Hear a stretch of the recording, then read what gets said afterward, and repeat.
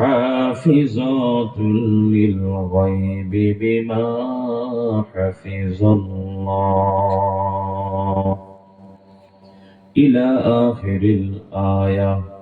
صدق الله المولانا العلي العظيم. وقال النبي صلى الله عليه وسلم: خيركم خيركم لأهله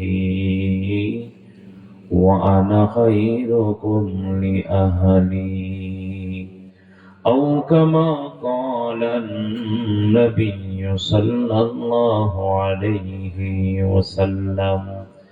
شكر درود شريف اللهم صل على محمد وعلى آل محمد كما صليت على إبراهيم وعلى آل إبراهيم إنك حميد مجيد.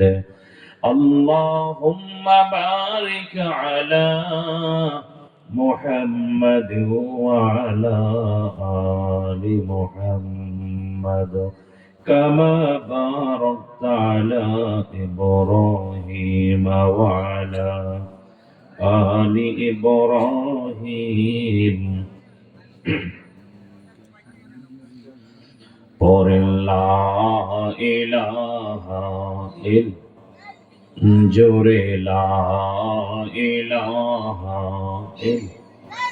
আর জোরে লা ইলাহা হয় না? কষ্ট দিচ্ছে আপনাদের?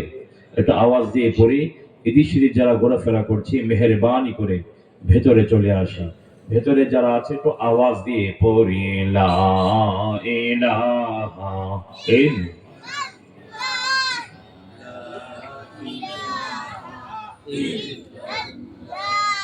জোরে লা ইলাহা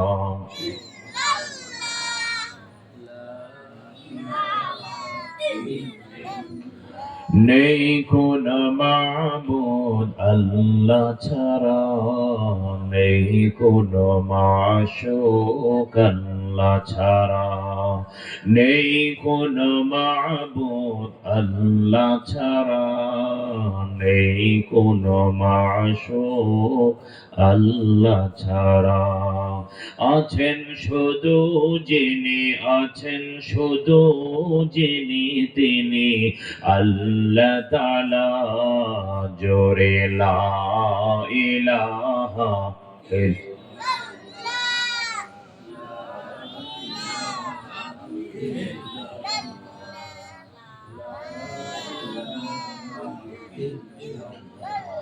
লা ইলাহা ইল্লাল্লাহু মুহাম্মাদুর রাসূলুল্লাহ সাল্লাল্লাহু আলাইহি ওয়াসাল্লাম। অধ্যকার মুক্তারপুর ইউনিয়ন শিক্ষা সেবা পরিষদের উদ্যোগে আজকের সুন্দর প্রোগ্রামের দ্বিতীয় দিবসের দ্বিতীয় অধিবেশনে যিনি উদ্বোধক হিসাবে আছেন জনাব মোহাম্মদ আইয়ুব বাগমার সাহেব, সভাপতিত্ব করবেন জনাব প্রফেসর কালাম মাহমুদ, প্রধান অতিথি হিসাবে যার আসার কথা জনাব আলহাজ আব্দুল সত্তার সাহেব, আর অনেক বিশেষ অতিথিবৃন্দ আছেন, মাহফিল পরিচালনা আছেন চমৎকার উপস্থাপক মাওলানা মোহাম্মদ মাসুদুর রহমান ভাই, আর ইন্তেজামিয়া কমিটির পক্ষে অনেকে আছেন জনাব মোহাম্মদ ফিরোজউদ্দিন মাস্টার, জনাব মোহাম্মদ ফজদা রাব্বি তাপস, জনাব মোহাম্মদ বরুজ মিয়া এবং জনাব মোহাম্মদ মাসুদ আলম শেখ ভাই সহ, এবং অত্র এই পরিষদের অন্যান্য দায়িত্বশীল সদস্যবৃন্দ, মুহতারাম কাবিলে ইহতিরাম উলামায়ে কেরাম, ইসলাম প্রিয়, আল্লাহ প্রেমিক, রাসূল প্রেমিক, দাড়ি পাকা মুরব্বী বাবারা, মর্দে মুজাহিদ যুবক ভাইরা, পর্দার আড়ালে সবর্ণতা শ্রদ্ধা সম্মানিতা মা ও বোনেরা, সকলকে জানাচ্ছি আন্তরিক মোবারকবাদ। মহান আল্লাহ সুবহানাহু ওয়া তাআলার আলিশান দরবার শুকর আদায় করছি যে মহান রব্বুল আলামিন আমাদেরকে এখানে আসার বসার তৌফিক দান করেছেন। আচ্ছা বলুন তো দেখি, যিনি এনেছেন তিনি কে? আল্লাহর নাম নিতে কি কষ্ট হয় নাকি? নাকি ভয় টয় পান যে হুজুর আওয়াজ উঁচু হলে পুলিশে ধরে ধরে নিয়ে যাইবো, কোন দলের ট্যাগ লাগায়, এমন কোনো ভয় টয় আছে? তাহলে আওয়াজ দিয়ে বলতে হবে যিনি এনেছেন তিনি কে। তাহলে চলুন সে আল্লাহকে খুশি করার নিমিত্তে প্রাণ খুলে দিল খুলে কালিমাতুশ শুকর আদায় পড়ছি আলহামদুলিল্লাহ। আল্লাহ পাক এই মাহফিলকে কবুল করুন। এই মাহফিলকে জরিয়া করে আশেপাশে কবরস্থ হয়ে যারা শুয়ে আছেন, আল্লাহ তাদেরকেও মাফ করে দেন, বলেন আমিন। আমি আপনাদের সামনে কোরআনুল কারীমের সূরাতুন নিসা থেকে আপনাদের সামনে আয়াতে কারিমা তেলাওয়াত করেছি, যেখানে একটি বিষয় আপনাদের সামনে তুলে ধরতে চাই। আমাকে একটি আলোচ্য বিষয় দেয়া হয়েছে স্বামী স্ত্রীর সম্পর্ক, দাম্পত্য জীবন নিয়ে আলোচনা, পাশাপাশি দানের ফজিলত সম্পর্ক সুযোগ হলে টাচ দিব ইনশাআল্লাহ। দাম্পত্য জীবন মানুষের জিন্দেগির একটা গুরুত্বপূর্ণ একটা পার্ট হলো সাংসারিক জিন্দেগি, ঠিক কিনা বলেন? দাম্পত্য জীবন, এই দাম্পত্য জীবন আমাদের কিভাবে সুখী হবে, সুখময় হবে, সেজন্য একজন স্বামী হিসাবে তার দুটা গুণ, একজন স্ত্রী হিসাবে তার দুটা গুণ যদি সে অন্তত মানে, এই দুয়ে দুয়ে মিলে কয়টা হলো? জোরে জোরে, দুয়ে দুয়ে মিলে স্বামীর কয়টা? দুটা, স্ত্রীর দুটা, দুয়ে দুয়ে চারটা গুণ যদি স্বামী স্ত্রী মিলে চলে, যার যার দায়িত্ব থেকে চারটা গুণ যদি অর্জন করে, ওই পরিবারে আল্লাহ পাক শান্তির রহমতের বারিধারা আল্লাহ বর্ষণ করবে। সুবহানাল্লাহ পড়েন। যদি এর পরও কোনো গন্ডগোল বেঁধে যায়, কোন ধরনের সমস্যা দেখা দেয়, সেই সমাধানেরও পাঁচটা স্তর আছে। কয়টা? জোরে বলেন। পাঁচটা। তাহলে আমরা বিষয় পেলাম এটাই, দাম্পত্য জীবন সুখী করতে হলে স্বামীর দুটা গুণ, স্ত্রীর দুটা গুণ, তথা স্বামীর দুটা কাজ, স্ত্রীর দুটা কাজ, টোটাল চারটা কাজ কোরআন থেকে আমরা শুনবো, পাশাপাশি হাদিস থেকে ঘটনাও উদাহরণ দিব। আর যদি সংসারে কোনো সমস্যা বেঁধেই যায়, সেটা সমাধানের জন্য স্টেপ বাই স্টেপ স্তর কয়টা হবে? তাহলে চলুন আল্লাহ তাআলা বলেন, الرجال قوامون على النساء بما فضل الله بعضهم على بعض وبما أنفقوا من أموالهم فالصالحات قانتات حافظات للغيب بما حفظ الله।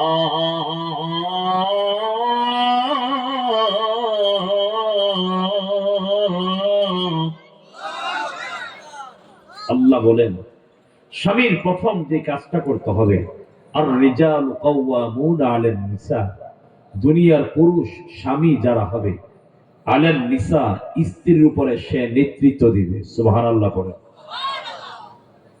পরিবারের নেতৃত্ব কে দিবে? স্বামী নাকি স্ত্রী? জোরে বলতে হবে, স্বামী নাকি স্ত্রী? কথা কার? জোরে বলুন। এটা কোরআনের আয়াত। মা বোনেরা রাগ করবেন, সমস্যার সমাধান হবে, ধৈর্য ধরে। পরিবারে স্বামী নেতৃত্ব দিবে, পুরুষ নেতৃত্ব দিবে, এটা আল্লাহ তাআলার ফয়সালা। পুরুষ কেন নেতৃত্ব দিবে? একজন নারী প্রশ্ন করতে পারে, হুজুর এমনি যে অবস্থা, আজকে 30 বছরের বেডার ঠেলায় থাকতে পারি না, আপনি আবার যে ওয়াজ করছেন এখন তার ঘরেই ঢুকা যাবে না, এমন কিছু পাজি বেডা আছে না নাই? কথা বলেন, আছে না নাই? এদের বেগম সাহেবরা যদি আমার কথা শুনে থাকে এই পর্যন্ত, এরা মনে মনে ভাব দিয়ে হুজুর আজকে কোন দিকে ওয়াজ দিতেছেন, উপায় থাকবে না। শোনেন, পরিবার নেতৃত্ব কে দিবে? স্বামী দেবে। কে দিবে? স্বামী দিবে। কেন দিবে? মা আপনার প্রশ্ন হবে, স্ত্রী হিসেবে আপনার প্রশ্ন হবে, স্বামী কেন পরিবার নেতৃত্ব দিবে? আল্লাহ বলেন, বিমা ফাদ্দালাল্লাহু বা'দাহুম আলা বা'দ। আমার ভাইয়েরা ও বন্ধুরা, আল্লাহ বলেন যদি সুখী পরিবার চাও তাহলে নারী তোমার উপরে তোমার স্বামীর নেতৃত্ব মেনে নাও। ভাইয়েরা, এখন প্রশ্ন হবে কেন পরিবারে পুরুষ নেতৃত্ব দিবে? কারণ আজ পৃথিবীতে স্বামী স্ত্রী সম অধিকার বলে আন্দোলন করেছে। কত নাস্তিকেরা কত বেদিনেরা ইসলামের বিরুদ্ধে অবস্থান নিয়ে বলে নারী পুরুষের সমান অধিকার দিতে হবে, এমন চিত্র বাংলাদেশে আছে না নাই? ও আমার ভাইরা, আল্লাহ বলেন কেন পুরুষেরা পরিবারে নেতৃত্ব দিবে? আল্লাহ বলেন এর এক নাম্বার কারণ বিমা ফাদ্দালাল্লাহু বা'দাহুম আলা বা'দ। আল্লাহ পাক নারীর চেয়ে পুরুষের দায়িত্ব অতিরিক্ত বেশি দিয়েছেন। যদি ইবাদতের দিকে দেখেন, নারীর চেয়ে পুরুষের আমল বেশি করতে হয়। নারীর এমন কিছু সময় আছে যখন নামাজ পড়তে হয় না, কিন্তু পুরুষের কোনো নামাজের মাফ নাই। নারীর কিছু মুহূর্ত আছে রমজানের রোজা পরে রাখলেও হয়, কিন্তু পুরুষের এমন সুযোগ সচরাচর হয় না। ও ভাইয়েরা, শুধু তাই নয়, আল্লাহ বলেন এ নারী, তোমার চেয়ে তোমার স্বামীকে বেশি আমি আল্লাহ দিয়েছি।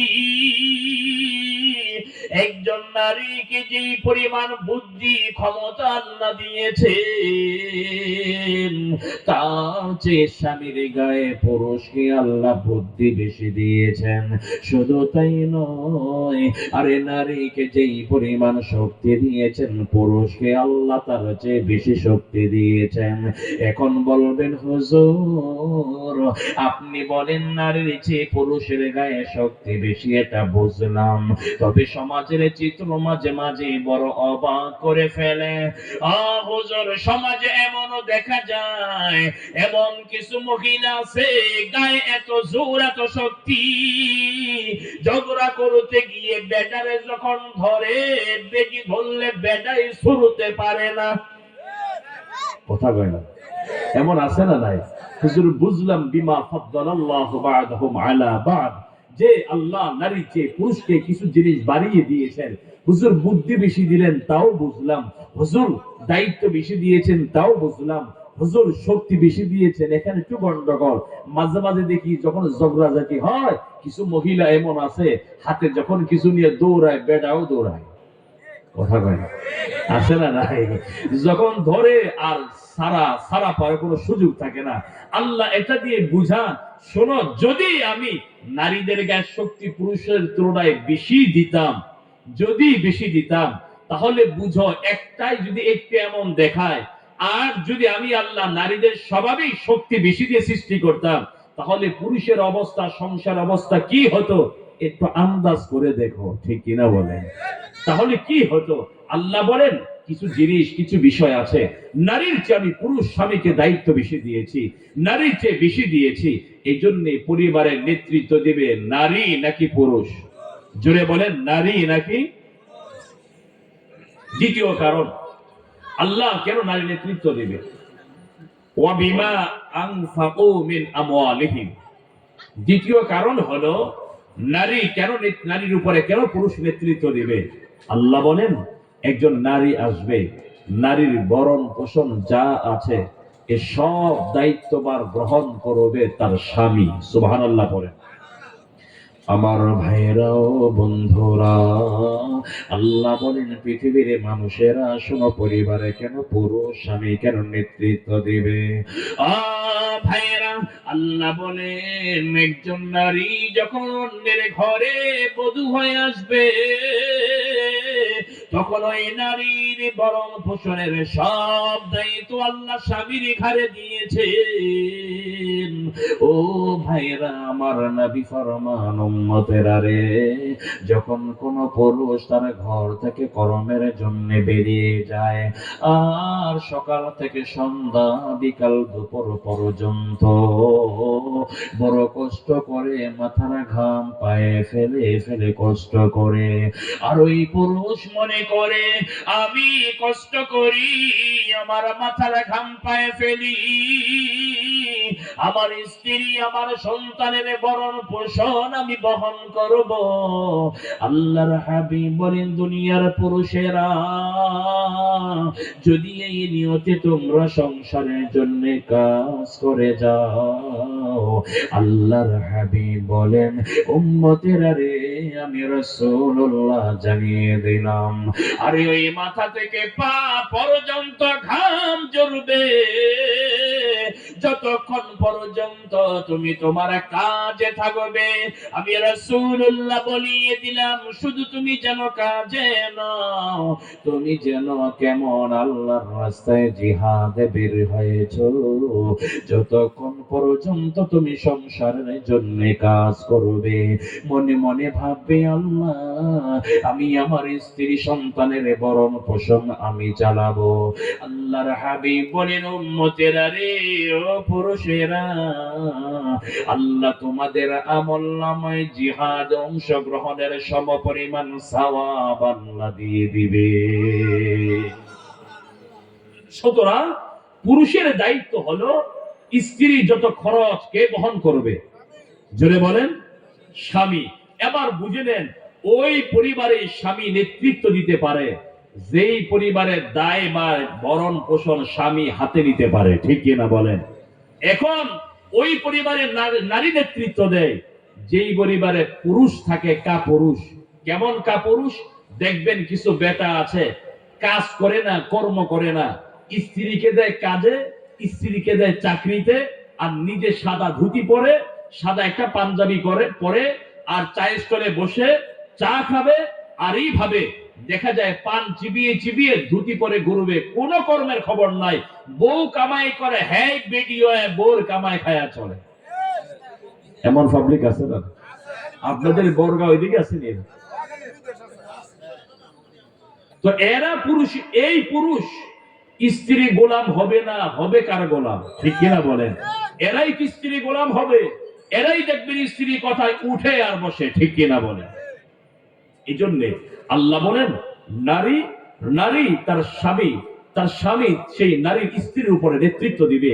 এর দুটো কারণ হলো, স্বামীকে আল্লাহ পাক কিছু জিনিস আল্লাহ বেশি দিয়েছেন, এর মধ্যে আল্লাহ পাক বুদ্ধি দিয়েছেন, শক্তি বেশি দিয়েছেন, আল্লাহ পাক ইবাদত বেশি দিয়েছেন, দায়িত্ব বেশি দিয়েছেন।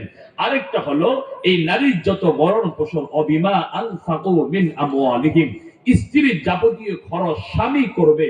স্বামী ঘর থেকে বের হয়ে কাজে যাবে, স্বামী বেকার হয়ে ঘরে বসে থাকবে না, স্ত্রী ঘর সংসার গুছাবে, স্বামী তার অফিসে, তার ব্যবসা প্রতিষ্ঠানে, তার কর্মস্থলে সময় দিবে।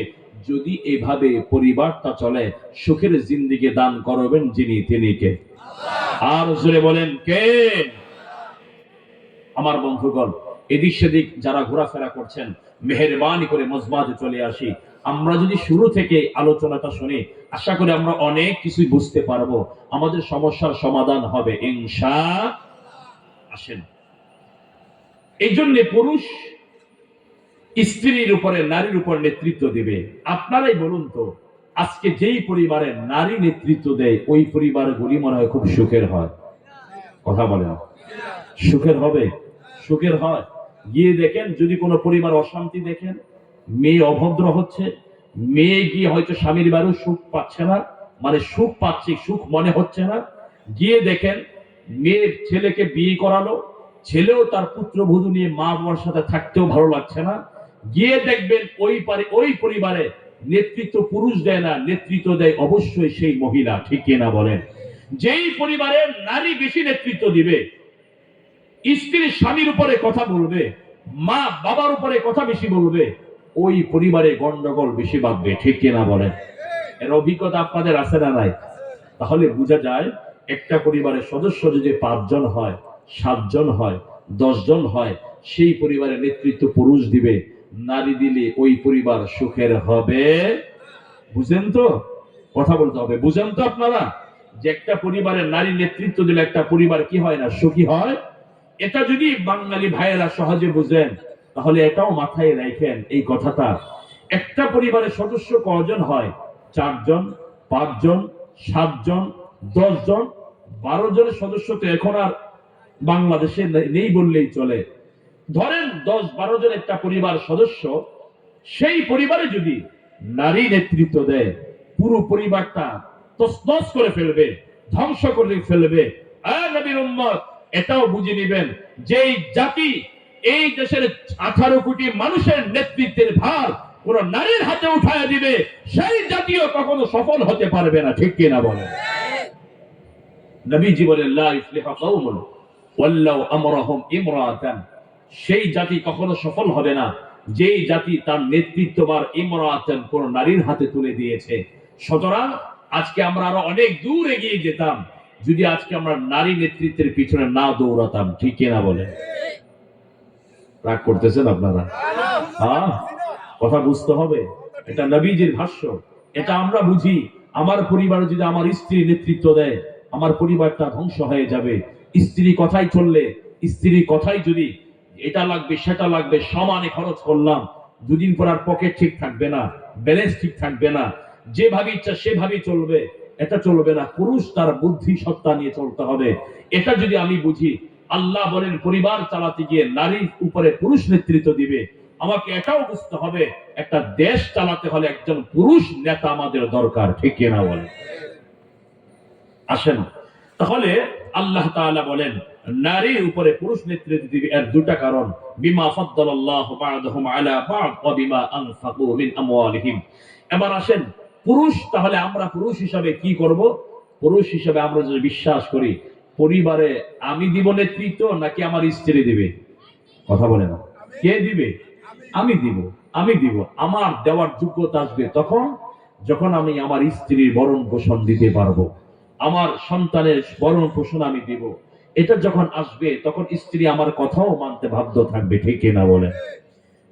দ্বিতীয় বিষয় হলো, একজন পুরুষ এই ভাবা যাবে না যে আমি তো পরিবার কর্তা, আমি তো পরিবার নেতৃত্ব দিব, যেমনে মন চায় হেমনি চালাবেন নাকি?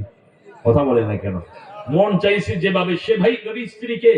আল্লাহ বলে না, নেতৃত্ব মানে এই নয় তোমার যেভাবে ইচ্ছা সেভাবে, তারও একটা নির্দিষ্ট নীতিমালা দিয়েছেন কে? আরো যে বলতে হবে কে? যেভাবে ইচ্ছা সেভাবেই তুমি করতে পারবে না। মনে করেন আপনার এখন নেতৃত্ব দিচ্ছেন, স্ত্রী বাবা মারা গেল, আপনার শ্বশুর বাড়ির সাথে রাগ, স্ত্রীকে বললেন না তুমি তোমার বাপের বাড়ি যাইতে পারবো না, মরে গেছে তাতেও যাওয়া যাবে না। আল্লাহ বলেন এমন নেতৃত্ব দেওয়ার যোগ্যতা আবার তোমাকে দেয়া হয় নাই। সুবহানাল্লাহ পড়েন। আল্লাহ বলেন ওয়াশিরুহুন্না বিল মারুফ।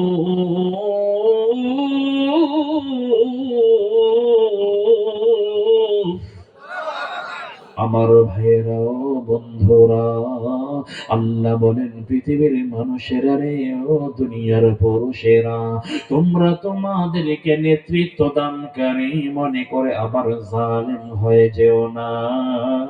আল্লাহ বলেন তোমার ঘরের মহিলা, তোমার ঘরের স্ত্রীর সাথে ওয়াশিরুহুন্না বিল মারুফ, আল্লাহ বলেন ন্যায়সঙ্গত আচরণ করবা, ন্যায়সঙ্গত ব্যবহার দেখাও। ভাইরা, ও বাবাজিরা, আমাকেও আমার স্ত্রীর মেজাজ বুঝতে হবে, তার কথাও শুনতে হবে। শুধু আমি নেতা হলাম, শুধু আমি নেতার মতোই নেতৃত্ব দিয়ে গেলাম, বলে না না, আমার নেতৃত্ব দেবার পর্যন্ত যারা আমার পাশে ছিলেন তাদেরও মাঝে মাঝে পরামর্শের দরকার হয়। ঠিক কিনা বলেন? যারা আমাকে চেয়ারম্যান বানিয়ে চেয়ারে বসিয়েছেন, যারা আমাকে মেম্বার বানিয়ে মেম্বারের আসনে বসিয়েছেন, মাঝে মাঝে তাদের কথা, তাদের পরামর্শ নিতে হয়, ঠিক কিনা বলেন? আল্লাহ বলেন পৃথিবীর স্বামীরা, আরে তোমরা যখন পরিবারে নেতৃত্ব দিবে, তোমার ঘরের মানুষেরও মেজাজ বুঝতে হবে। তোমার যেভাবে মনে চাই সেভাবে দেয়া যাবে না। আরে তোমার ঘরে তোমার স্ত্রীর মেজাজ বুঝে তোমার সংসারে চালাতে হবে, তাহলে তোমার পরিবারটা আমার আল্লাহ সুখী করে দিবেন। জোরে জোরে বলেন সুবহানাল্লাহ। ও আমার ভাইয়েরা, ও বন্ধুরা, আমার দ্বীনের নবীর একটা ঘটনা আপনাদের শোনাই। আজকে দেখা যায় অনেক পুরুষ আমরা আছি, আমরা নেতৃত্বের পাওয়ার নিয়া আমরা মনে করি আমার স্ত্রী কেন আমার সাথে কথা বলবে, কেন তার কথা আমার শুনতে হবে। তার সাথে সামান্য কথা কাটাকাটি হলে আমরা অনেক বড় জঘন্য অন্যায় করে ফেলি, ঠিক কিনা বলেন? ও ভাইয়ের, একটা কথা মনে রাখবেন, আমাদের ঘরের বিবি যারা আছেন, আল্লাহ এদেরকে মেজাজ দিয়েছেন, আল্লাহ এদেরকে রাগ অভিমান দিয়েছেন। তুলনামূলক দেখা যায় আমাদের চেয়ে এদের রাগ অভিমানটা আল্লাহ বেশি দিয়েছেন। আল্লাহ যদি অভিমান রাগ এদের বেশি না দিতেন, তাহলে আমাদের পরিবারে বারে বারে ভালোবাসার নতুন নতুন রূপ নিত না। আল্লাহ এদেরকে অভিমান বেশি দিয়েছেন, ভালো করে কথাগুলি বুঝবেন। আমার বাবারা, একদিনকার ঘটনা, আমার দ্বীনের নবী ঘর থেকে বের হবেন, রাহমাতুল লিল আলামিন। দেখেন ওই দিন কোন একটা বিষয় নিয়ে হযরত আয়েশা সিদ্দিকার সাথে কথা কাটাকাটি হয়। আমার নবী যখন বিকাল বেলা ঘর থেকে বের হন, রাহমাতুল লিল আলামিন দেখলেন হযরত আয়েশার চেহারাটা ভার ভার দেখা যায়। আমরা অনেক সময় দেখা যায় কথা কাটাকাটি হওয়া এটাই স্বাভাবিক, এটা মানুষের স্বভাব। এবার রাহমাতুল লিল আলামিন ঘর থেকে বের হলেন।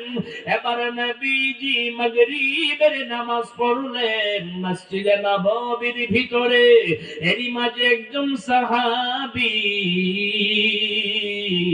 গাছের প্রথম খেজুর ফল, ওই বাগানে প্রথম তার খেজুর ফল ধরেছে। কিছু খেজুর এনে আল্লাহর হাবিবকে বললেন, ইয়া রাসূলুল্লাহ, এই যে নেন আমার গাছের প্রথম খেজুর, আপনি খেয়ে একটু দোয়া দেন, বরকত দেন। জোরে জোরে বলেন সুবহানাল্লাহ।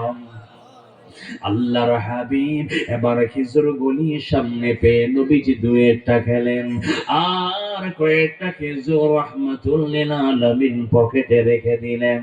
মনে মনে ভাবলেন, আমি আজকে ঘর থেকে বের হবার সময় আয়েশার চেহারাটা ভার ভার দেখেছি, কিন্তু আমি জানি রে, কিন্তু আমি জানি রে, এই খেজুরটা আমার আয়েশা বড় পছন্দ করে। আজকে যদি এই খেজুরটা নিয়া আমি আয়েশার হাতে দেই, হযরতে আয়েশার মনটা বড় খুশি হবে, রাগ অভিমান ভেঙে যাবে। এবার আল্লাহর নবী যখন রাতের বেলা ঘরে যান, ঘরে যাওয়ার পর দরজায় নক দিয়েছে, হযরতে আয়েশা কোনো দরজা খোলেন না, নবীজি আবারও নক দেন। হযরতে আয়েশা দরজা খোলার পর নবী আবার ভিতরে ঢুকলেন।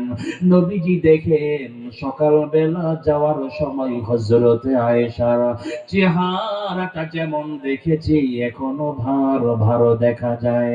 আমার নবী বলেন, আয়েশা, তুমি এখনো মন খারাপ করে বসে আছো, এই যে নাও, তোমার জন্য আমি তোমার পছন্দের খেজুর এনে দিলাম। হযরতে আয়েশা আজকে নবীর পছন্দের খেজুর ধরেন না, হযরত আয়েশা রাদিয়াল্লাহু আনহা নবীজির পছন্দের খেজুরটাও ধরেন না। এবার হযরত আয়েশা গিয়ে ঘরে যখন বসলেন, নবীজিও পাশে গিয়ে বসলেন। হযরত আয়েশাকে বলেন, আয়েশা এই যে নাও, এখান থেকে খেজুর তুমি খেয়ে নাও। এবার হযরত আয়েশা বলেন, ইয়া রাসূলুল্লাহ, আমার খেজুর খেতে হবে না, কারণ ভিতরে মান অভিমান নিয়ে তো বসে আছে। ঠিক কিনা বলে? দেখেন না, অনেক সময় স্ত্রী মেজাজ যদি একটু অভিমান থাকে, স্বামী ভালো কিছু আনলেও তার মনে সহজে চেহারায় হাসি ফুটে না। ঠিক কিনা বলেন? নবীজি দেখেন হযরতে আয়েশা এখনো খেজুর ধরেন না। এবার রাহমাতুল লিল আলামিন হযরত আয়েশার মুখে খেজুরটা উঠায়া দিলেন।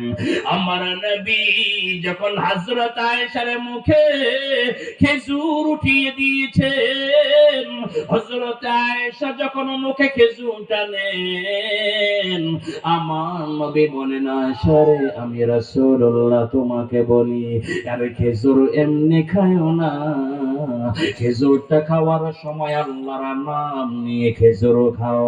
হযরত আয়েশা বলেন, ইয়া রাসূলুল্লাহ, আমি তো আল্লাহর নাম নিয়ে খাবো, তাহলে কি আমি এতদিন আমার বাপের নামে খাইছিলাম, কেন বলতে হবে? নবী বলেন, আয়েশা রে, ও আয়েশা, আমি তোমার মুখে এই কথাটা শোনার জন্য মজার কথা বলেছি। জোরে জোরে বলেন সুবহানাল্লাহ। স্ত্রী রাগ করলে, অভিমান করলে পাল্টা আমাদের রাগ করা উচিত নয়। আল্লাহ এদেরকে অভিমান রাগ একটু বেশি দিয়েছেন, আমাদেরকে কৌশলে রাগ অভিমানটা ভাঙানোর চেষ্টা করতে হবে। ঠিক কিনা বলেন? এত কিছু করলো, দরজা খুলতে বলে, সেখানে আয়েশার চেহারা কালো।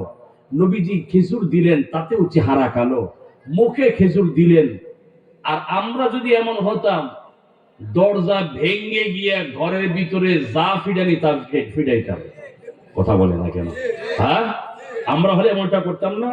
ঘরের ভিতরে যাইয়া দরজা লাথি দিয়ে ভেঙে যা করার তাই করতাম। নবীজি রেগে যান নাই। রাহমাতুল লিল আলামিন বুঝতে পেরেছেন আয়েশা অভিমান, আমি স্বামী হিসেবে আমাকেই ভাঙতে হবে। সুবহানাল্লাহ পড়েন। নবীজি আয়েশার মুখে খেজুর তুলে দিলেন। আমি আপনাদেরকে আমলটা দিয়ে যাই, শুধু ঘটনা নয়, জীবনের কিছু সুন্নাহ আমাদের জীবনে থাকা চাই। আমরাও সংসার চালাই, আমাদেরই ঘরেও বিবি আছে, স্ত্রী আছে। আমরা অনেক সময় দেখা যায় কোন একটা কিছু সে বলল, আমার কাছে ভালো লাগে নাই, আমি একটা কথা একটু ঝাড়ি দিয়ে বলে ফেললাম, তার মনটা ছোট হয়ে গেল, একটা মনটা ভার ভার হয়ে কেমন যেন সে মনটা খুব খারাপ করলো। এমন হয় কি হয় না বলেন? হয় কি হয় না বলেন? এমন হয়। রেগে যাবেন না। সেদিন কি করবেন জানেন? আপনি যখন আপনাদের বাজার, বরগাঁও বাজার কিংবা জামালপুর হাট বাজারে গিয়েছেন, আসার সময় আপনি জানেন আপনার স্ত্রী মনটা আজকে একটু ভার ভার। মুরব্বী বাবারা, বুড়ির মনটা একটু ভার ভার। যুবকেরা, তোমার ওয়াইফের মনটা একটু ভার ভার। জামালপুর বাজার থেকে তুমি স্বামী হিসাবে জানো, আমি স্বামী হিসাবে আমার স্ত্রীটা জানি, আমার স্ত্রী কোন খাবারটা খুব পছন্দের, সে কোনটা খেতে চায়। মাঝে মাঝে বলে যে এটা একটু নিয়ে আসেন তো। এই যে কোন খাবারটা পছন্দের, সেটা আমি আপনি স্বামী হিসাবে জানি। ও রাতে যখন বাসার দিকে ফিরবো, জানি আজকে সকালে অনেক কটু কথা বলি স্ত্রীকে, আসছি খুব রাগারাগি করে আসছি, তো রাতের বেলা যাওয়ার সময় স্ত্রী পছন্দের খাবারটা নিয়ে দিলে আশা করা যায় স্ত্রী খুশি হবে কি হবে না? কথা বলেন না, হবে কি হবে না? এটা শুধু আপনি পালন করেন নাই, শুধু ঘটনা নয়, এটা করতে পারলে আপনি নবীর একটা সুন্নত পালন করলেন। সুবহানাল্লাহ পড়েন। পারা যাবেন ইনশাআল্লাহ। অনেক সময় রাগ হয়, পাল্টা রেগে যাবেন না। দেখবেন এই যে রাগ অভিমান হয়েছে, যে আবার দেখবেন এই রাগ অভিমান দূর হবে, দেখবেন আগের চেয়ে কয়েক ধাপ ভালোবাসা বেড়ে গেছে, মহাব্বত বেড়ে গেছে, আগের চেয়ে নতুন করে ভালোবাসা জাগতেছে। এই জন্য পুরুষ রাগ করবে না, মেজাজ খিটখিটে করবে না। স্ত্রীর অভিমান ধরলে বুঝতে হবে, অভিমান ভাঙানোর চেষ্টা করবে। সুবহানাল্লাহ বলেন। আবার আসেন, এই জন্য আল্লাহ তাআলা বলেন, ওয়াশিরুহুন্না বিল মারুফ, স্ত্রীর সাথে সুন্দর আচরণ করো। আল্লাহর নবী রাহমাতুল লিল আলামিন নবীজি কত সময় যেতেন, আমার ভাইয়েরা ও বন্ধুরা, আমার দ্বীনের নবী যখন ঘরে যাইতেন, হযরত আয়েশা সিদ্দিকা বলেন, পৃথিবীর মানুষেরা, রহমতের নবী যখন ঘরে আসতেন আমি শুধু কাজ করতাম না, নবী যখন ঘরে এসে দেখিতেন ঘরের ভিতরে আমি রান্না বসাবো, এখনো তরকারি কাটা হয় নাই, রহমাতুল লিল আলামিন কখনো কখনো আমার তরকারি কেটে দিয়েছেন। আমার নবী শুধু তাই নয়, ও নবীর উম্মতেরা, আল্লাহর নবী শুধু দাওয়াত তাবলীগ করেন নাই, শুধু রাষ্ট্র পরিচালনা করেন নাই, রহমতের নবী সংসারেও সময় দিয়েছেন। হযরত আয়েশা বলেন, পৃথিবীর মানুষেরা, কত সময় নবী আমার মাথার ওকুন পর্যন্ত বেঁচে দিতেন। এই জন্যই তো আল্লাহর হাবিব বলেন, উম্মতেরা রে, উম্মতেরা, খায়রুকুম খায়রুকুম লিআহলিহি, যদি দেখো কোন মানুষ শ্রেষ্ঠ হবে তাহলে তার পরিবারের কাছে শ্রেষ্ঠ হবে। আমি রাসূলুল্লাহ বলে দিলাম, ওয়া আনা খায়রুকুম লিআহলি, উম্মতেরা, আমি আমার স্ত্রীর কাছে আমি শ্রেষ্ঠ, আমি স্ত্রীর হক আদায় করি। আরে কেমন শ্রেষ্ঠ, যারা প্রমাণ হিসেবে হযরত আয়েশা বলেন, আল্লাহর নবীর সাহাবীরা প্রশ্ন করলেন, ও আম্মা জান আয়েশা, রহমতের নবীর চরিত্র কেমন ছিল? হযরত আয়েশা বলেন, নবীর চরিত্র যদি তালাশ করতে চাও তাহলে আর কোথাও যেতে হবে না। আরে নবীর চরিত্র কত সুন্দর, আল্লাহর কোরআন পড়ো, আল্লাহর কোরআনের ভিতরে যত চরিত্রের কথা আছে এই সব চরিত্র আমার নবীর ভেতরে ছিল। জোরে জোরে বলেন সুবহানাল্লাহ। ওয়া ইন্নাকা লা'আলা খুলুকিন আযীম,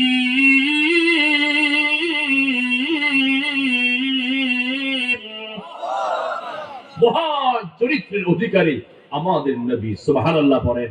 তাহলে একজন স্ত্রী স্বীকৃতি এতটা সহজ নয় পাওয়া যে স্বামীকে বলবে আমার চরিত্র, আমার স্বামীর চরিত্র মহান চরিত্র, এমনিতেই নয়। নবীজি একজন আদর্শ স্বামী ছিলেন, ঠিক কি না বলেন? নবীজি একজন আদর্শ পরিবার কর্তা ছিলেন। আমাদের মতো নেতৃত্ব যেভাবে ইচ্ছা সেভাবে আমার স্ত্রীকে চালাবো, যেভাবে ইচ্ছা সেভাবেই তার উপর কাজ চাপিয়ে দিব, নবীজি এটা করতেন না। মাঝে মাঝে সংসারের কাজে স্ত্রীকে সহযোগিতা করবেন, রান্না বান্নার কাজে সহযোগিতা করবেন, কাপড় কাচার কাজে সহযোগিতা করবেন, যে কোনো কাজে স্ত্রীর পাশে সহযোগিতা করবেন। পাশে দাঁড়ালে খুশি হবেন কে? আর জোরে বলেন কে? কিন্তু আজকে যদি এমন কিছু দেখা যায় যে সংসারে কাপড় ধুইতেছে স্বামী, কিংবা গিয়ে দেখলো কোনো বেটা তার স্ত্রীর রান্নাঘরে তরকারি কেটে দিচ্ছে, আমাদের দেশের মানুষ মনে মনে কইব, হেতে মনে হয় তার হৌর বাড়ির টিহাই চলে, তো লেগা রান্নাঘরেও বউর লগে কাম করতে হয়। কথা কয় না, কথা বলে না, আছে না নাই? আছে। হ্যাঁ, আবার কিছু মানুষ এমনও আছে, ওই যে শুরুতেই তো বলেছিলাম, যারা নেতৃত্ব শূন্য কাপুরুষ, নেতৃত্ব দিতে পারে না, হয়তো সে বেকার, কর্ম করে না, স্ত্রীকে কাজ করিয়ে করিয়ে করিয়ে চাকরির পয়সায় সে পুরুষ চলে। কিংবা এমনও পুরুষ আছে যে পুরুষ শুধু শ্বশুর বাড়ির দিকে তাকায় থাকে, আর বিয়ের সময় ইচ্ছাই থাকে কালার ধলা হোক, লেগরার কানা হোক, টাকা হলেই হয়। কথা কয় না, কথা কয় না, আছে না নাই? শুধু এই নয়, আবার এমনই কিছু কাপুরুষ আছে, স্ত্রীর বরণ পোষণ সে বহন করবে তো দূরের কথা, পাল্টা এমন দেখা যায় বিয়ের আগেই সে গোলাম হয়ে যায়। কেমনে? বিয়ের আগেই গোলাম হয়, স্ত্রীকে আনার সময় শ্বশুর বাড়ির যৌতুক দাবি করে। কথা বলেন, আছে না নাই? মনে রাখবেন, এই মানুষেরা কখনো পরিবার নেতৃত্ব দিতে পারে না, এরা আজীবন কাপুরুষ, স্ত্রী শ্বশুর বাড়ির গোলাম হয়ে থাকতে হয়, ঠিক কিনা বলেন? তবে হ্যাঁ, স্ত্রীর পাশে দাঁড়াবেন, ন্যায়সঙ্গত ভাবে স্ত্রীকে সাহায্য করবেন, সাহায্য করলে খুশি হবেন কে? আর জোরে বলেন কে? তাহলে আশা করা যায় আমার আলোচনাটা মা বোনেরা বুঝতে পেরেছেন। প্রথম যে কথায় কষ্ট পেয়েছেন হয়তোবা, পুরুষ আমার উপর নেতৃত্ব দিবে না, সীমাহীন নেতৃত্ব নয়, তার নীতি নির্ধারণ করেছেন কে? জোরে বলেন। সে আলোকে সীমা রেখে নেতৃত্ব দিতে হবে, মেজাজ বুঝে কথা বলতে হবে, তার কাজের ধারণ ক্ষমতা বুঝে তার উপরে কাজ দিতে হবে। যেভাবে ইচ্ছা সেভাবে আমার স্ত্রীকে চালানোর অধিকার ইসলাম আমাকে দেয় নাই, ঠিক কিনা বলেন? আল্লাহ আমাদের বুঝার তৌফিক দান করেন, বলেন আমিন। তাহলে পরিবার সুখের করতে চাইলে দুটা কাজ স্বামীকে মানতে হবে। আমি আমার পরিবার নেতৃত্ব দিব, তার জন্য আমার করণীয় হলো স্ত্রী ভরণ পোষণ আমার কাঁধে, স্ত্রী এভাবে তার মেজাজ বুঝে আমার কাঁধে, তার সমস্ত দায়ভার আমার উপরে, এটা স্বামীকে বুঝতে হবে। দ্বিতীয় গুণ হলো স্বামী চিন্তা করবে এটাও, যেভাবে ইচ্ছা সেভাবে আমি নেতৃত্ব কর্তৃত্ব খাটাতে পারবো না। ও আশিরুহুন্না বিল মারুফ, ন্যায়সঙ্গত আচরণও করতে। বলুন তো, একজন পুরুষ হিসাবে যদি আমার এই আদর্শ থাকে, আমার পরিবারটা সুখের হবে না? ঝগড়াঝাটি হবে? কথা বলেন। এতটুকু যদি আমাদের বিবেক থাকে, বোধ শক্তি থাকে, আশা করি কোন পুরুষ তার স্ত্রীর উপরে কোন অত্যাচার করতে পারে না, ঠিক কিনা বলেন? আল্লাহ বুঝার তৌফিক দান করেন, বলেন আমিন। অনেক কথা। এবার আসেন, স্বামীর হলো দুটা কাজ, দুটা গুণ। এবার স্ত্রী জানি কয়টা কাজের কথা বললাম, মনে আছে আপনাদের? স্ত্রীর দুটা কাজ। আল্লাহ তাআলা বলেন, فالصالحات قانتات حافظات للغيب بما حفظ الله।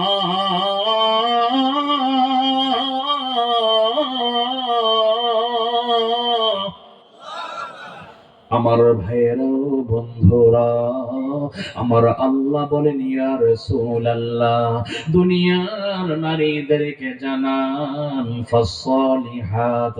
আল্লাহ এখানে সালিহা শব্দ ব্যবহার করেছেন, যারা দুনিয়ার সতী মহিলা, আদর্শবান আমলী মহিলা হবে, যারা নামাজি পরহেজগার মায়েরা বোনেরা, আপনাদের ব্যাপারে আল্লাহ বলেছেন এদেরও দুটা গুণ হবে।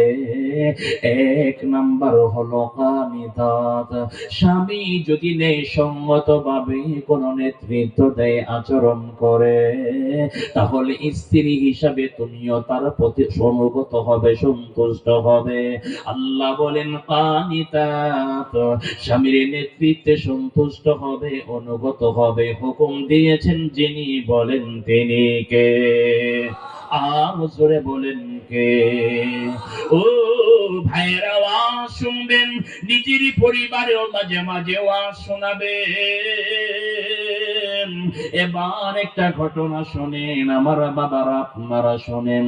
মসজিদে জুমাবার দিন যখন জুমার নামাজ পড়তে যান, জুমার খুতবার দ্বিতীয় অংশে বলা হয়, ফাতিমাতু সাইয়্যিদাতু নিসাই আহলিল জান্নাহ, জান্নাতে যত মহিলা যাবে সমস্ত মহিলাদের সরদারিনী আল্লাহ ফাতেমাকে বানাবে। জোরে জোরে বলেন সুবহানাল্লাহ। ও আমার মায়েরা, ও বোনেরা,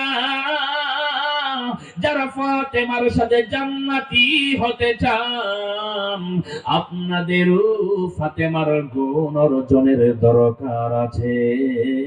একদিনকার ঘটনা, হযরতে আলী সারাদিন কাজ করে পেরেশান হয়ে ঘরের ভিতরে ঢুকলেন। হযরতে আলী ফাতেমাকে বললেন, ফাতেমা রে, একটু পানির ব্যবস্থা করে দাও।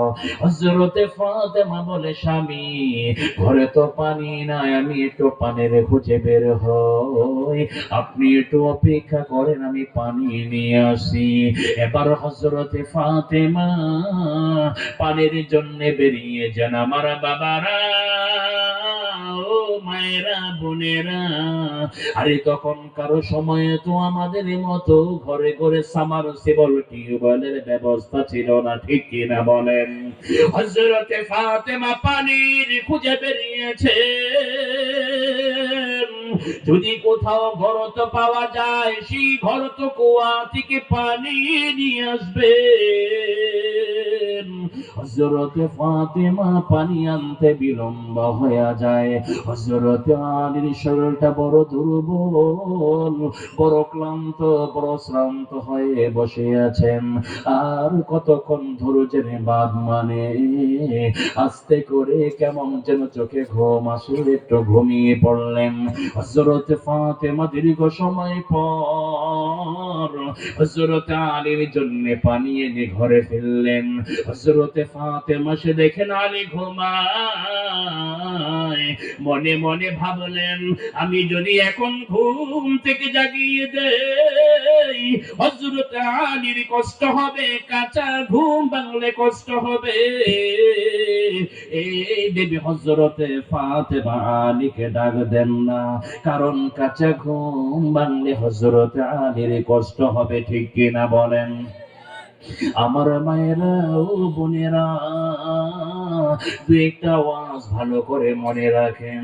আবার মনে মনে ভাবেন আমি যদি পানি না দিয়ে ঘুমিয়ে পড়ি হযরত আলী মনে মনে ভাববেন আমার বেগম সাহেবা কেমন, আরে পানিটা দেয় না দিয়ে ঘুমিয়ে পড়েছে। এই চিন্তা করে ঘুমানো নাই, আবার জাগানো নাই, হাতে পান পাত্র নিয়ে অপেক্ষায় আছে। আমার স্বামীর যখন ঘুম ভাঙবে আমি তখন তার হাতে পানির পাত্রটা উঠায়া দিব। এবার হযরত আলীর ঘুম ভেঙেছে। হযরত আলীর ঘুম ভাঙার পর তাকায়া দেখে হযরত ফাতেমা পানি এনে সামনে হাজির। এবার হযরত আলী বলেন ও ফাতেমা তুমি কি ঘুমাও নাই? তোমার চোখে কি ঘুম নাই? আমার ঘুম ভাঙতে দেরি হয়, আরে পানি আনতে তোমার দেরি হলো না, তুমি কি ঘুমাও নাই? হযরত ফাতেমা বলে স্বামী আমি কেমন করে ঘুমাই? আমি মনে মনে ভাবলাম যদি আমি ঘুমিয়ে পড়ি আপনি মনে মনে ভাববেন আরে কেমন বেগম সাহেবা আমাকে পানি না খাওয়ায় ঘুমিয়ে পড়েছে।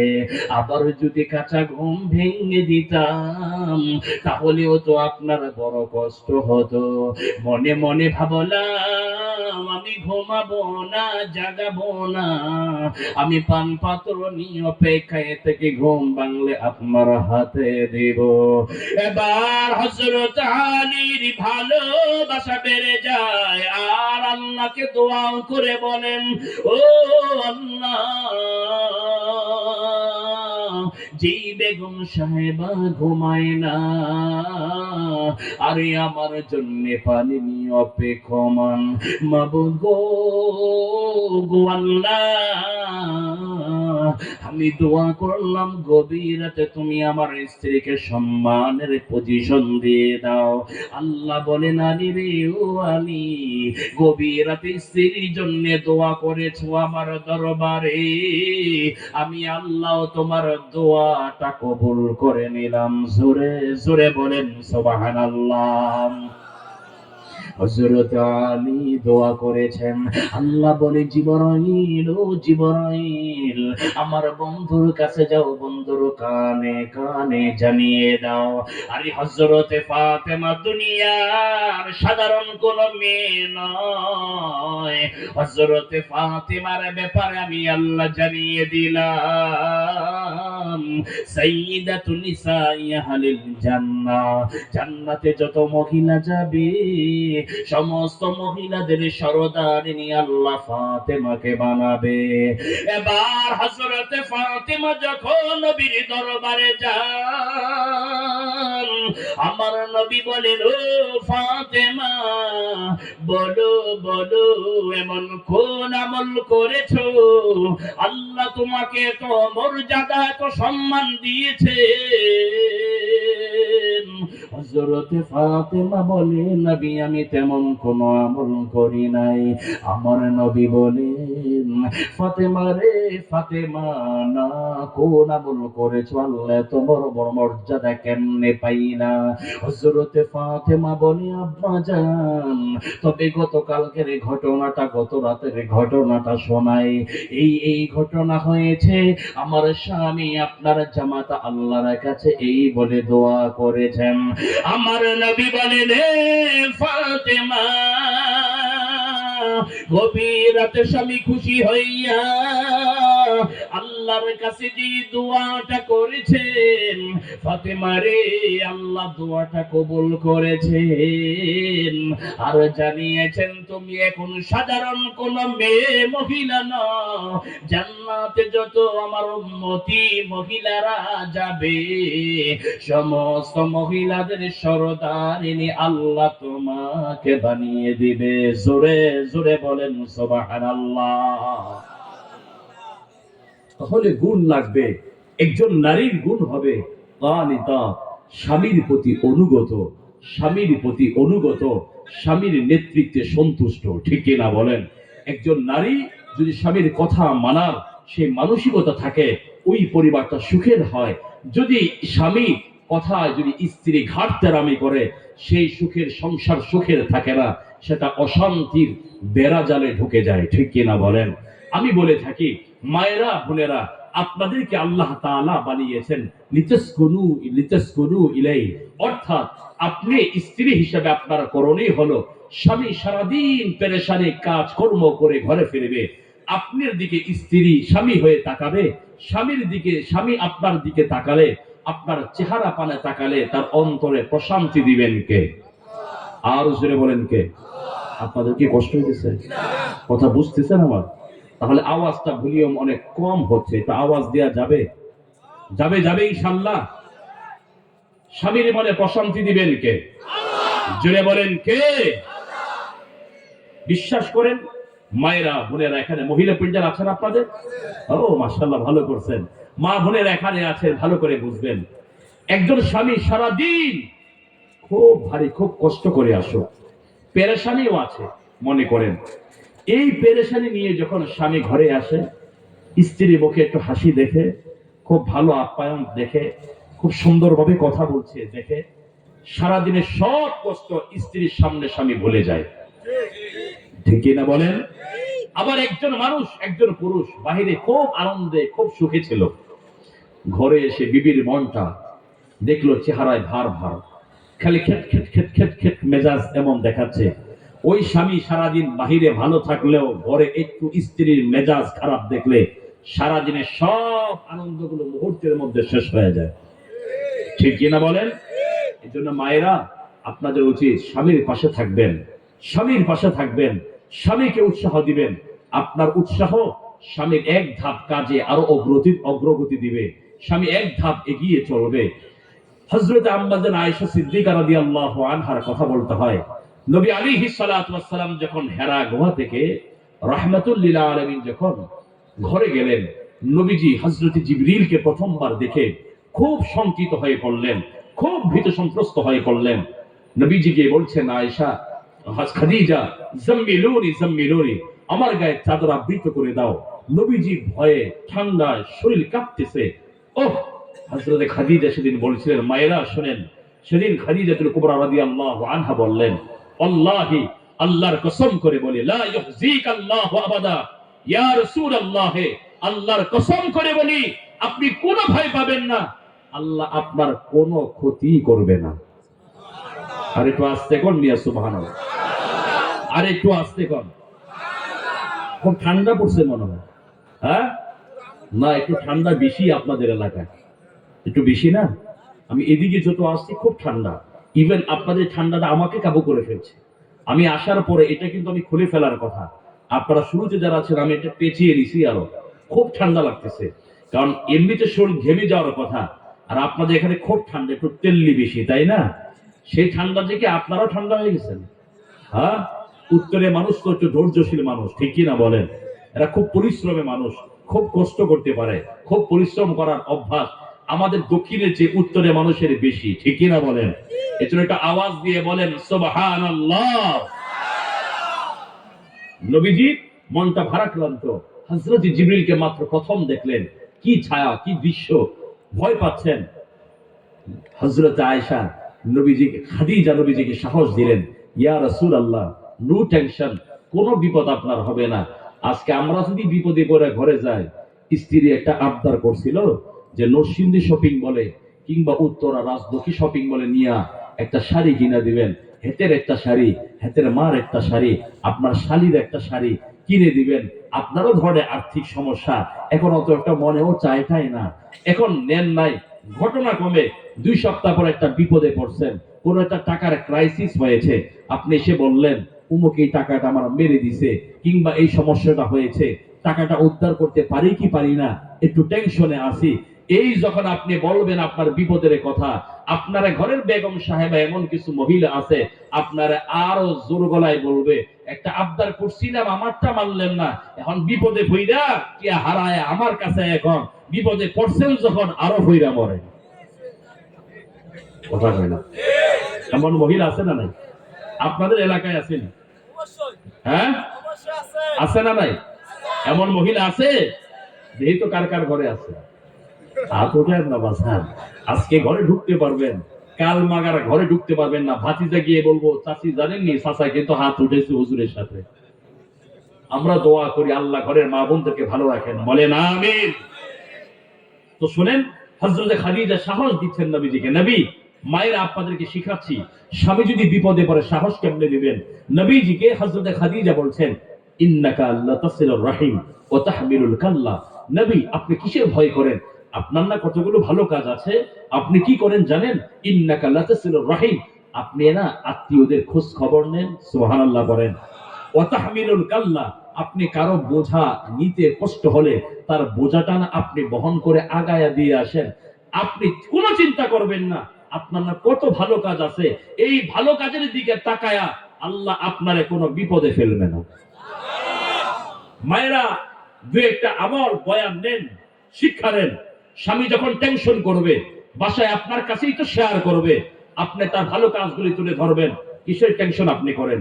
আপনি 5 ওয়াক্ত নামাজ পড়েন, আপনি মানুষের এটা মারেন না, আপনি মানুষের লাইলে কোপ দেন না, মানুষের খেতে কোপ দেন না, আপনি মানুষের ঋণ আটকিয়ে রাখেন না, আপনি মানুষের সুন্দর ভাষায় কথা বলেন, আপনি আপনার বোনদের খবর নেন, ভাইদের খবর নেন, আপনি না মা বাবার খেদমত করেন।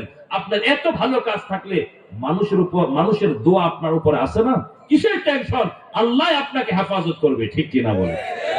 যদি এমন করে স্বামী একটু স্ত্রীকে সাহস দেয়, বলুন তো স্বামী যদি আদর্শবান হয় তার পেরেশানি কমবে কি কমবে না? পরিবার পরিবার একটা সুখের সংসার হবে, একটা জান্নাতের বাগান হবে।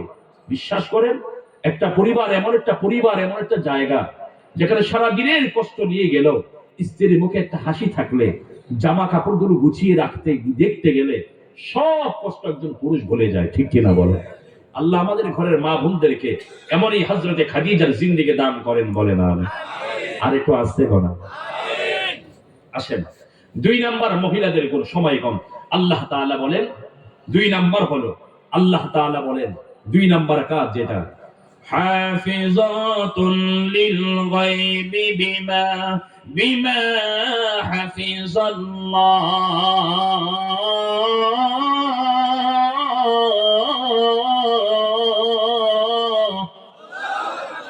2 নাম্বার গুণ যেটা হবে স্ত্রীর, সেটা হলো স্বামীর যা কিছু আছে হাফিজত, সে সেগুলো দেখাশোনা করে রাখবে, সংরক্ষণ করবে। সুবহানাল্লাহ বলে। সেগুলো সংরক্ষণ করবে, দেখাশোনা করবে। এর 2টা ব্যাখ্যা। একটি ব্যাখ্যা হলো সে তার নিজের চরিত্রকে হেফাজত করবে, কোন ভিন পুরুষের সামনে তার চরিত্র যেন হরণ না হয়, এটা একজন স্ত্রীর দায়িত্ব। দ্বিতীয়টা হলো হাফিজতের ব্যাখ্যা হলো স্বামীর অনুপস্থিতিতে স্বামীর যে সম্পদগুলি আছে স্ত্রীর কাছে রেখে যাওয়া, বুঝিয়ে যাওয়া। এভাবে দেখা যায় আমার দেশের অনেক পুরুষেরা বিদেশে যায়, তার সন্তান, তার সম্পদ, তার জিনিসপত্রগুলো স্ত্রীর কাছে বুঝিয়ে যায়, যেগুলো একটু দেখাশোনা করে রাখবে।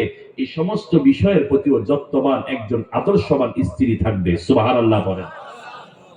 তবে আমার দেশের কিছু পুরুষ আছে বড় বোকা, কিছু, সবার কথা বলছি না, এরা বিদেশে যাইয়া আরো বেশি বোকা হয়ে যায়।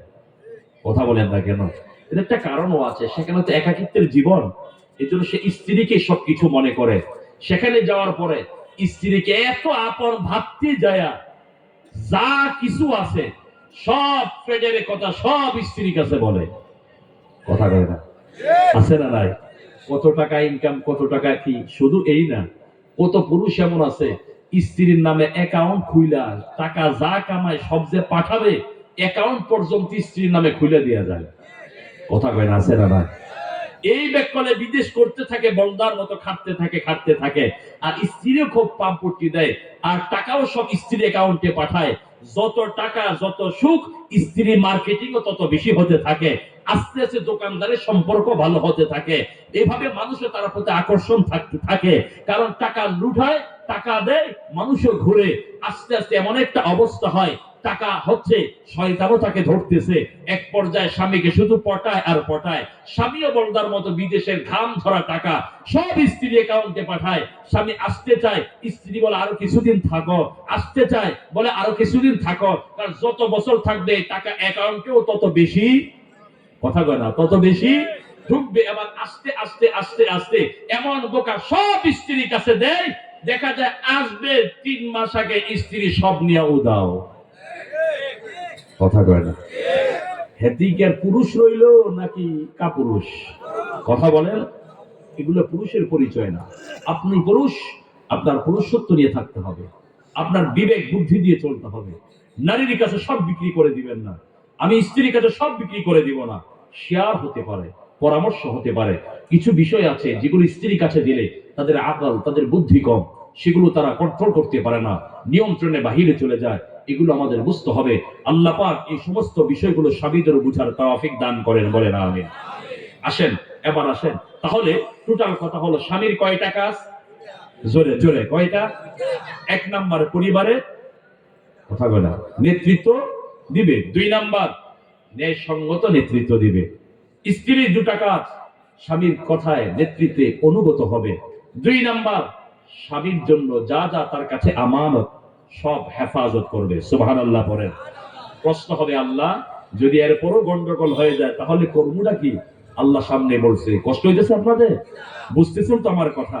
তাহলে শুনেন, আল্লাহ বলেন, واللاتي تخافون نشوزهن فعظوهن واهجروهن في المضاجع واضربوهن فإن أطعنكم فلا تبغوا عليهن سبيلا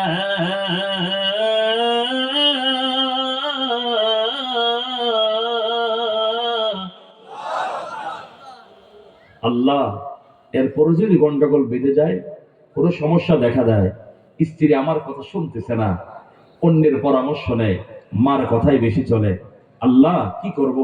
আল্লাহ বলে, তুমি এবার 5টা স্টেপ অবলম্বন করো। কয়টা? জোরে জোরে, আরো জোরে, ভালো করে বুঝবেন। কয়টা? 1 নাম্বার, আমার ভাইয়েরাও বন্ধুরা, আল্লাহ বলেন 1 নাম্বার, যদি দেখো তোমার স্ত্রী অবাধ্য হয়ে যায়, তুমি যদি দেখো আল্লাতি তাখাফুনা নুশুজাহুন্না, তোমার স্ত্রী ঘাড়তেরামি করে, ঘাউরামি করে, তুমি যদি বলো ডানে সে যায় বামে, তুমি যদি বলো দক্ষিণে সে যায় উত্তরে, আল্লাহ বলেন তোমার প্রথম ধাপ হলো এ স্বামী, তুমি তোমার স্ত্রীকে ওয়াজ করো। কি করো? জোরে জোরে কি করো? ওয়াজা ইয়াইজু, যে ওয়াজ করছি না, আল্লাহ শব্দ নিয়ে এসেছেন। ফাইজুহুন্না, 1 নাম্বার স্ত্রীকে কি করো? ওয়াজ করো। কি ওয়াজ করবেন? একটা সহজ টেকনিক্যাল একটা ওয়াজ আপনাদের শিখাই দেই। সেটা হলো, স্ত্রীকে ভালোবাসার মাথায় কখনো বলে ফেলবেন, দেখো তোমার সাথে সংসার করছি আজকে এতটা বছর, তুমি বিশ্বাস করো এই সংসার, আমি এই সংসার দুনিয়াতে নয়, তোমার সাথে আল্লাহর জান্নাতেও একসাথে থাকবো। আর একটু আস্তে এখন সুবহানাল্লাহ। জামাই বড় ওয়াজ করতেছি, এদের সাউন্ড এবং রাগ রাগ মনে যায় কেন? তো জোরে কর না সুবহানাল্লাহ। 1 নাম্বার কি করব? জোরে বলেন, ওয়াজ করব। ফাইজুহুন্না, 1 নাম্বার ওয়াজ, টেকনিক্যাল ওয়াজ হলো এটাই। দেখো দুনিয়াতে না আমরা একসাথে কোথায় থাকবো? আমার ভাইয়েরা ও বন্ধুরা, এবার আসেন আমার দ্বীনের নবী বলেন, উম্মতেরা রে, ও উম্মতেরা, আমি রাসূলুল্লাহ বলে গেলাম কেমনে তোমরা জান্নাতে একসাথে হবে। এমন বহু বান্দা হবে আল্লাহ বলবেন জান্নাতে যাও, কিন্তু তার স্ত্রী পিছনে পড়ে যাবে। ও স্বামী তখন বলবে, আল্লাহ তুমি না বলেছো জান্নাতীদের যা মনে চাই তাই দিবা, তুমি আমাকে জান্নাতে যেতে বলো, আমি আমার স্ত্রী ছাড়া জান্নাতে যাব না। মাবুদ গো, গো আল্লাহ, আমার স্ত্রী আমাকে দাও, আমার স্ত্রীকে নিয়ে আমার জান্নাতে যাব। শুধু তাই নয়, কত মহিলা এমন হবে, আর এই জান্নাতে যাওয়ার কথা আল্লাহ বলবেন, আবার প্রশ্ন ছড়ে বলবে, আল্লাহ তুমি না বলেছো জান্নাতীরা যা চায় তাই তুমি দিবি, তাহলে আমার স্বামী কই, স্বামীকে নিয়ে জান্নাতে যাব। আমার নবী বলেন, এ উম্মতেরা, হাশরের মাঠে দেখা যাবে স্বামী যদি স্ত্রীকে চায়, স্ত্রী যদি স্বামীকে চায়, আর এরা যদি পিছনে উপরে যায়, আল্লাহ তাআলা ওই জান্নাতি স্বামী স্ত্রীর কথা শুনে আল্লাহ বলবেন, যাও আমি আল্লাহ তোমাদের চাওয়া কবুল করলাম। আল্লাহর হাবিব বলেন, আল্লাহ পাক একসাথে স্বামী স্ত্রীকে আল্লাহর জান্নাতে ঢুকায়া দিবে। ও আমার ভাইয়েরা, ও বন্ধুরা, হযরতে আম্মাজান মা আয়েশা সিদ্দিকা রাদিয়াল্লাহু আনহা বলেন, পৃথিবীর মানুষেরা রে, তোমরা হৌরের কথা শুনেছো, আল্লাহ পুরুষদের জন্য হৌর দিবে, তবে নারীরা কি অবহেলিত হবে? না না না না, আমার নবী বলেন নারী অবহেলিত নয়, বলে যার যার স্ত্রী জান্নাতে যাবে, ওই স্ত্রীকে একজন হুরের চেয়ে আল্লাহ পাক স্ত্রীকে ৭০ গুণ বেশি সুন্দরী বানিয়ে দিবে। জোরে বলেন না সুবহানাল্লাহ। আমার ভাইরা, তাহলে আসলে ১ নাম্বার ওয়াজ করব, ২ নাম্বার আল্লাহ বলেন ওয়াহজুরুহুন্না ফিল মাদাজি, যদি দেখো তোমার স্ত্রী কথায় কাজে না হয়, তাহলে তোমরা বিছানা একটু আলাদা এদিক সেদিক ফিরে ঘুমাও। ভালো করে বুঝবেন সময়ের স্বল্পতা, আমি বুঝাতে চাই ও ভাইরা, আল্লাহ বলেন ওয়াহজুরুহুন্না ফিল মাদাজি, বিছানার মধ্যেই পৃথক হবে, বিছানা আলাদা করা যাবে না। একই খাটের ভিতরে তুমি অন্যদিকে ফিরে ঘুমাও, কিন্তু রুম যদি আলাদা করো তাহলে শয়তানে ধরবে। কথা বলেন না কেন? রুম আলাদা করা যাবে না। আল্লাহর ভাষা ফিল মাদাজি, মাদাজি মানে যেখানে আমরা ঘুমাই ওই খাটের মধ্যেই থাকো, রুম কিন্তু ছেড়ে রাগ করে ওই রুমে যাইও না, তাহলে শয়তান কিন্তু তোমাকে ধরে বুঝাবে, দেখ রাগ করে যখন ওই ঘরতে এই ঘরে আইসিস, আর যাওয়ার দরকার নেই, এনতেই খালাস করে দে। কথা গানে কথা গানে বুঝেন না মনে আমার কথা, কোরআন থেকে কথা বলছি। এই জন্য আল্লাহর ভাষ্য হলো ফিল মাদাজি, বিছানা এদিক থাকলে তুমি ওদিক ফিরে ঘুমাও, এদিক ফিরে ঘুমাইলে ওদিক ফিরে ঘুমাও। সুবহানাল্লাহ বলেন। আস্তে আস্তে তার ভিতরে অনুশোচনা হবে, আরে এটা কি একটা জীবন, আল্লাহ তাকে বুঝ দিয়ে দিবে। স্ত্রী যদি মানুষের মতো মানুষ হয়, একটু বুঝ দিলে তোমাকে ধরে মাফ চেয়ে নেবে। তো জোরে বলেন না সুবহানাল্লাহ। এবার আসেন আমার বাবারা, তাহলে ১ নাম্বার ওয়াজ, ২ নাম্বার হলো বিছানায় এদিকে সেদিক ফিরে ঘুমানো, ৩ নাম্বার আল্লাহ বলেন ওদরিবুহুন্না। ও দুনিয়ার মানুষেরা, যদি দেখো তোমার স্ত্রী অবাধ্য, তাহলে তোমরা ওদরিবুহুন্না, স্ত্রীকে আঘাত করো, মারো। সুবহানাল্লাহ। মনে মনে কইও ঠেডা বুড়াই কেন হুজুর, বহুত ফিরাইছি বউরে, এমন কোরআন থেকে তো দলিল পাই না। হুজুর আজকে যখন দিছেন মনটা ভরে গেছে। এমন কিছু উত্তরার পাগল আছে, বউরে ফিডাই মঙ্গর দিয়ে, আছে না নাই? কথা কয় না? আপনাদের গ্রামের ভাষায় আমি বলি আর কি, মঙ্গর দিয়া ফিডাই বউরে, আছে না নাই? সাবধান, ওই ওই মারধরের কথা আল্লাহ বলেন নাই অদ্রিবুহুন্না, এটা এমন একটা মারের কথা বলেছেন যেটা একটু দিলে তার ইজ্জতে আঘাত আসবে। আহা, কি দরকারটা ঘাড় তেরামিরি করার, কেন আমার মার খেতে হবে? হতে পারে একটু সামান্য একটা হাতে থাপ্পড় দিলে তার ভিতরে হেদায়েত চলে আসতে পারে, ঠিক কিনা বলেন? ওই যে শুরুতেই বলেছিলাম, নেতৃত্ব নিয়ন্ত্রণের ভিতরে রাখা চায়। ইচ্ছা মতো মারা যাবে না, ইচ্ছা মতো মারা যাবে না। লম্বা ঘটনা, আইয়ুব নবী রাহিমার ঘটনা ছিল, সেদিকে যাচ্ছি না। তবে সোজা কথা যেটা, স্ত্রীকে ইচ্ছা মতো মারধর পিটানি কানাপটি ধরিয়ে ফেলবেন এমনটা নয়। এমন একটা আঘাত দিবেন যেন তার ইজ্জতে আঘাত লাগে, যে আমাকে কেন এই আঘাত খেতে হবে, কেন থাপ্পড় খেতে হবে। এই মহিলা তার সোজাও হয়ে যেতে পারে, ঠিক কিনা বলেন? হুজুর, এতেও তো সোজা হয় না, কি করব? আল্লাহ বলে, বান্দা এখনো বিডি সোজা হয় না? হ্যাঁ, কই না আল্লাহ সোজা হয় না। আল্লাহ বলে, তাহলে এবার কাজ করো, কি করবা? আল্লাহ বলেন, وَإِنْ خِفْتُمْ شِقَاقَ بَيْنِهِمَا فَابْعَثُوا حَكَمًا مِنْ أَهْلِهِ وَحَكَمًا مِنْ أَهْلِهَا إِنْ يُرِيدَا إِصْلَاحًا يوفق الله بينهما إن الله كان عليما خبيرا